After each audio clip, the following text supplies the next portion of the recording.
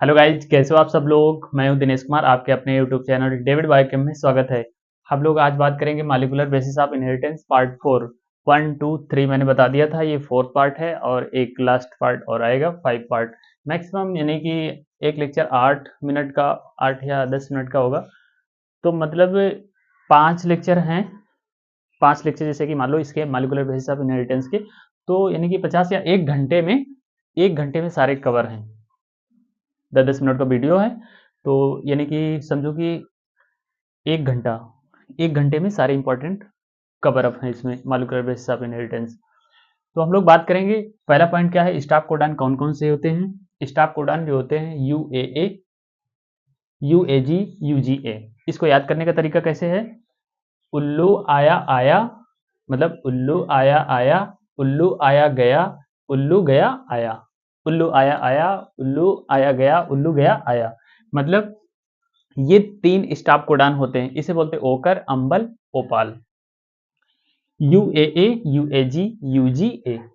अब ये तो स्टॉप कोडॉन ये पूछे जाते हैं, स्टॉप कोडॉन कौन कौन से होते हैं, UAA, UAG, UGA।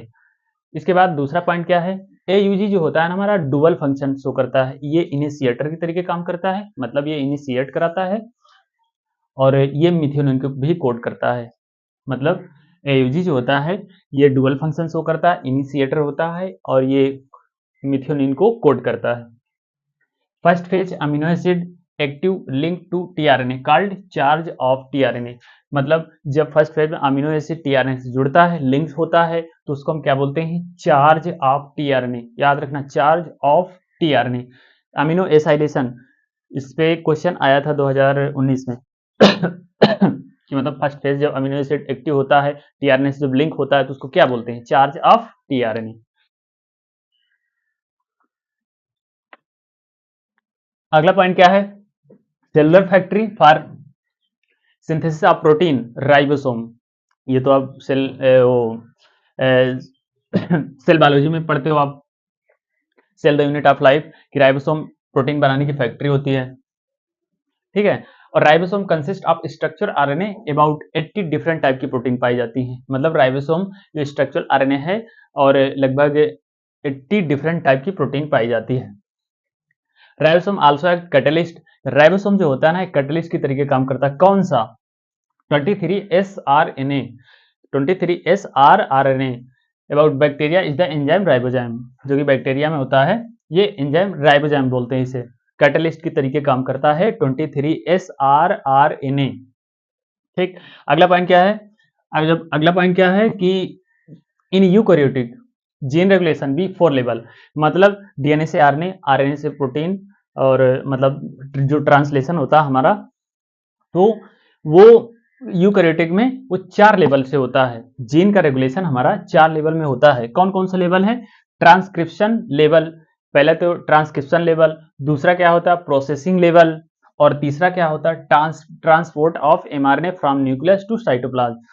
Transport of, जब एमआरएनए हमारा बनता है, तो एमआरएनए जब न्यूक्लियस से साइटोप्लाज्म में जाता है, ठीक है। और चौथा क्या है, translation level, translation level.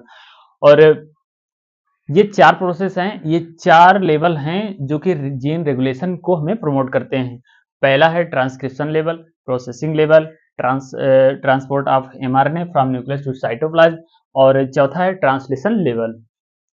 Operon कई प्रकार के होते हैं, लेकिन हमारे एनसीईआरटी में दिया गया है कि लैक ओपेरॉन। लैक का मतलब होता है lactose. Operon is very common bacteria, bacteria में बहुत कॉमन होते हैं।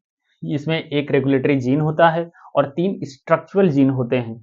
3 स्ट्रक्चरल जीन होते हैं, वो कौन कौन से होते हैं, जया याद रखो, Z gene beta galactosidase, Y gene permease, और ए जीन जो होता है कोड फॉर ट्रांस एसिटाइलेज, यहाँ पे लिखा भी होगा।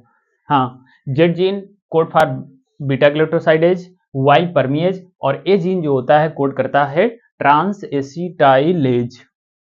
अब अगला पॉइंट क्या है, regulation lac operon by repressor is refer to as negative regulation. जो लैक ओपेरॉन का रेगुलेशन होता है वो रिप्रेसर के द्वारा किया जाता है, जो कि निगेटिव रेगुलेशन होता है, क्योंकि निगेटिव रेगुलेशन होता है। अगला पॉइंट क्या है, lac operon is under control positive regulation. जो लाइकोपेरान जो होता है ना, वो हमारे पॉजिटिव रेगुलेशन के कंट्रोल में होता है। तो इतने सारे पॉइंट हैं, आपको ध्यान में रखना है, इससे क्वेश्चन 100% आते हैं, पूछे जाते हैं। और मॉलिक्यूलर बेसिस ऑफ इनहेरिटेंस में जो ये चैप्टर है, इससे कम से कम 6 से 7 क्वेश्चन पूछे जाते हैं, क्योंकि बड़ा चैप्टर है। तो वीडियो में अगर नए हैं तो लाइक कीजिए, सब्सक्राइब कीजिए, और मेरे इंस्टाग्राम को भी फॉलो करिए, डी टेक्निकल 775 नेम से है। तो मिलते हैं अगले वीडियो में, तब तक के लिए धन्यवाद।